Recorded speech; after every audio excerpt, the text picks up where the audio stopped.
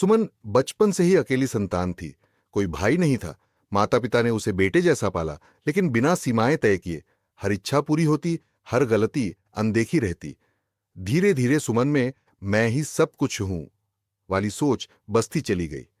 जब शादी की उम्र आई तो सुमन ने शर्त रखी कि वह अपने पति को घर जमाई बनाएगी, ताकि उसके मायके की विरासत पर उसका ही राज रहे। लड़के वालों ने इनकार किया, पर रमेश जैसे सीधे साधे लड़के की मजबूरी थी। मां बीमार थी और उसे जल्दी शादी करनी थी। उसने हां कह दी। शादी के बाद रमेश ससुराल आ गया, पर जल्दी ही समझ में आ गया कि यह घर उसका नहीं, एक जेल खाना है।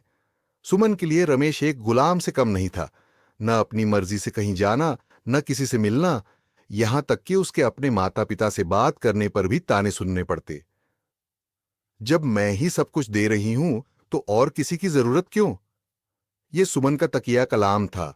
घर में दो और महिलाएं थीं, सुमन की बुआ और चाची, जिनके पति बहुत पहले चल बसे थे।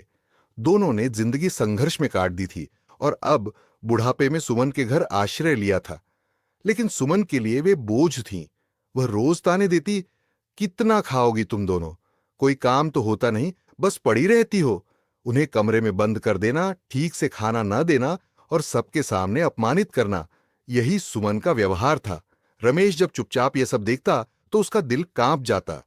कई बार उसने विरोध करना चाहा, लेकिन हर बार सुमन ने उसे याद दिलाया, ये घर मेरा है और तुम मेरे रहमो करम पर हो। एक दिन हद तब हो गई जब सुमन ने चाची को सिर्फ इस बात पर थप्पड़ मार दिया कि उन्होंने बिना पूछे मेहमानों के लिए चाय बना दी। रमेश अब और नहीं सह सका।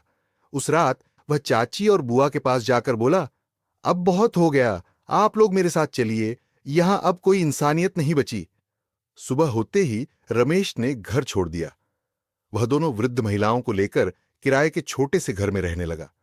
नौकरी भी बदल ली और एक नया जीवन शुरू किया, सम्मान के साथ। सुमन जब अकेली पड़ी तो सबसे पहले उसके माता पिता ही उसे समझाने लगे, पर अब बहुत देर हो चुकी थी। घर में सब कुछ था, पैसा, जमीन, सोना, लेकिन रिश्ते, वो अब कभी वापस नहीं आ सकते थे।